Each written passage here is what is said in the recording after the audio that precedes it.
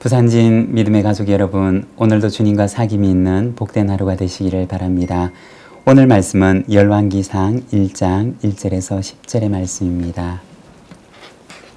다윗 왕이 나이가 많아 늙으니 이불을 덮어도 따뜻하지 아니한지라 그의 시종들이 왕께 아뢰되 우리 주 왕을 위하여 젊은 처녀 하나를 구하여 그로 왕을 받들어 모시게 하고 왕의 품에 누워 우리 주 왕으로 따뜻하시게 하리이다 하고 이스라엘 사방 영토 내 아리따운 처녀를 구하던 중 수넴 여자 아비삭을 얻어 왕께 데려왔으니 이 처녀는 심히 아름다워 그가 왕을 받들어 시중 들었으나 왕이 잠자리는 같이 하지 아니하였더라. 그때 학기세 아들 아도니아가 스스로 높여서 이르기를 내가 왕이 되리라 하고 자기를 위하여 병거와 기병과 호위병 50명을 준비하니 그는 압살롬 다음에 태어난 자요 용모가 심히 준수한 자라. 그의 아버지가 내가 어찌하여 그리 하였느냐고 하는 말로 한 번도 그를 섭섭하게 한 일이 없었더라. 아도니아가 수리야의 아들 요압과 제사장 아비아달과 모이하니 그들이 따르고 도우나 제사장 사독과 요야다의 아들 브나야와 선지자 나단과 시므이와 레이와 다윗의 용사들은 아도니아와 같이 하지 아니하였더라. 아도니아가 에느로겔 근방 소엘렙 바위 곁에서 양과 소와 살찐 송아지를 잡고 왕자 곧 자기의 모든 동생과 왕의 신하된 유다 사람을 다 청하였으나 선지자 나단과 브나야와 용사들과 자기 동생 솔로몬은 청하지 아니하였더라. 아멘. 오늘 우리가 열왕기상 말씀을 함께 읽었습니다. 오늘부터 시작해서 9월과 10월은 열왕기상 말씀을 묵상을 하게 됩니다. 우리가 열왕기서를 묵상하기에 앞서서 먼저 열왕기서에 대해서 잠깐 소개를 하면 열왕기라고 하는 이 제목의 이름은 히브리어 성경에서는 멜라킴이라고 하는 단어로 되어 있습니다. 그리고 이 멜라킴이라고 하는 말의 뜻은 왕들이라는 말입니다. 이스라엘의 왕들에 대해서 기록하려 한 것이 바로 이 열왕기서입니다. 그러면 열왕기서는 누구에 의해서 기록된 것일까요? 열왕기서는 역대 이스라엘의 왕들에 대한 기록이기 때문에 수백 년간 여러 사람들에 의해서 기록됩니다. 그리고 이것이 나중에 책으로 편집되게 됩니다. 그런데 이스라엘의 탈무드에서는 이 열왕기서의 대표적인 저자는 예레미야이다 라고 이야기를 합니다. 그래서 히브리어로 된 성경에서는 열왕기서를 분류할 때 선지서 가운데 하나로 분류를 하고 있습니다. 그러면 열왕기서를 읽었던 첫 번째 독자는 누구였을까요? 물론 열왕기서는 성경으로서 모든 믿는 사람들을 위한 책입니다. 그런데 이 책의 첫 번째 독자가 되었던 사람으로 여겨지는 이들은 바벨론의 포로로 잡혀갔던 이스라엘 백성들이었습니다. 열왕기서는 이들에게 우리의 나라가 멸망하게 된 이유에 대해서 이야기를 하고 그리고 그들이 겪고 있는 오늘의 고난의 이유가 무엇인지에 대해서 말하고 있습니다.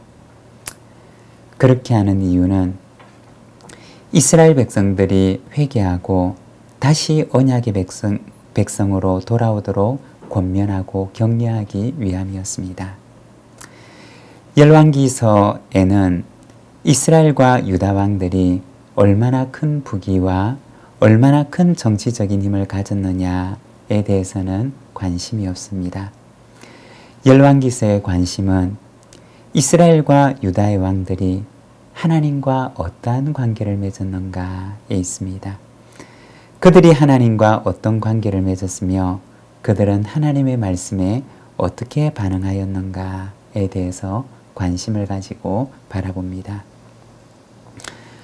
9월과 10월 우리가 열왕기서 말씀을 함께 읽으면서 세상의 관점이 아니라 하나님의 관점에서 우리 자신을 돌아보고 그리고 하나님 앞에 우리 자신을 다시 세우는 복된 시간들이 되기를 원합니다. 1절에 보면 다윗의 노년의 모습을 보여주고 있습니다. 그렇게 용맹했던 왕이었지만 그에게도 역시 육신적으로 약해지는 노년의 시기가 찾아왔던 것입니다. 아마도 이때는 다윗이 약 70세의 즈음이 되었을 것입니다.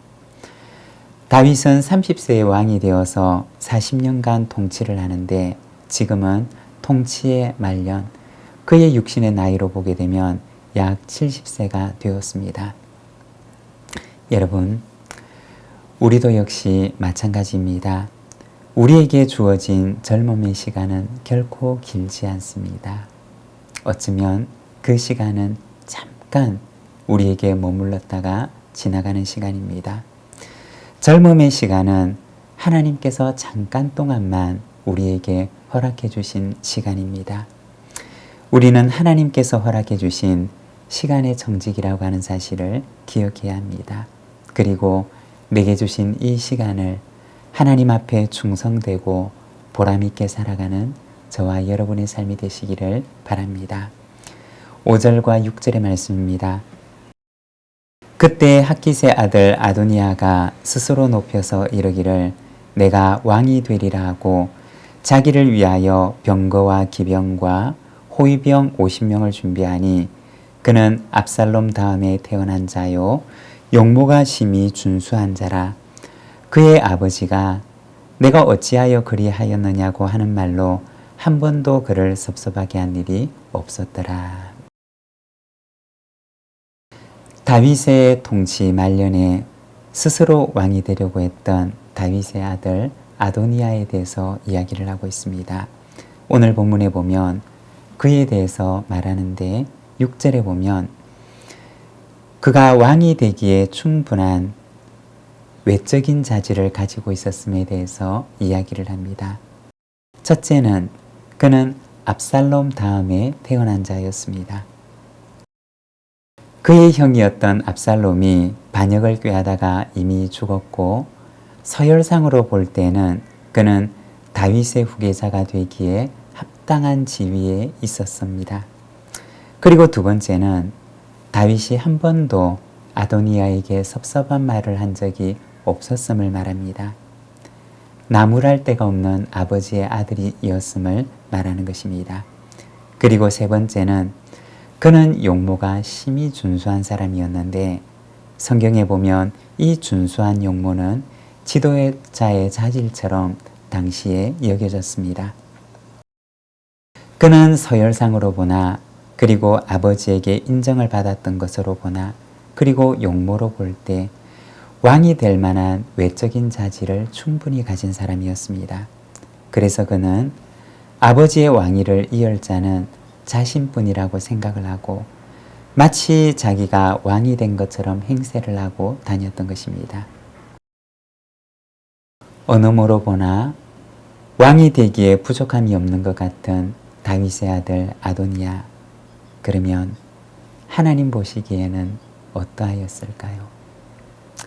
성경에 보면 하나님께서는 중심을 보시는 분이심을 말씀하십니다.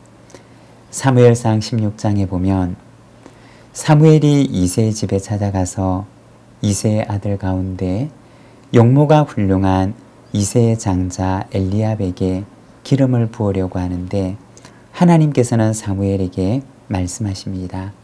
사무엘상 16장 7절에 보면 여호와께서 사무엘에게 이르시되 그의 용모와 키를 보지 말라. 내가 이미 그를 버렸노라. 내가 보는 것은 사람과 같이 아니하니 사람은 외모를 보거니와 나 여호와는 중심을 보느니라 하시더라. 사람은 외모를 보지만 하나님은 중심을 보시는 분이심을 말씀하십니다. 아도니아는 외적인 조건으로 볼 때는 왕이 되기에 충분한 자격을 가진 사람처럼 보였습니다. 그래서 다윗이 늙고 기력이 약해지자 그는 자기가 마치 왕인 것처럼 행세하며 다녔던 것입니다. 그러나 하나님의 마음의 향방은 아도니아를 향하고 있었던 것이 아니라 다른 이를 향하고 있었습니다. 사랑하는 여러분, 사람은 외모를 보지만 하나님께서는 중심을 보십니다. 하나님께서는 들에서 양을 치는 다윗을 보실 때 내 마음에 합한 자다라고 말씀을 하셨습니다.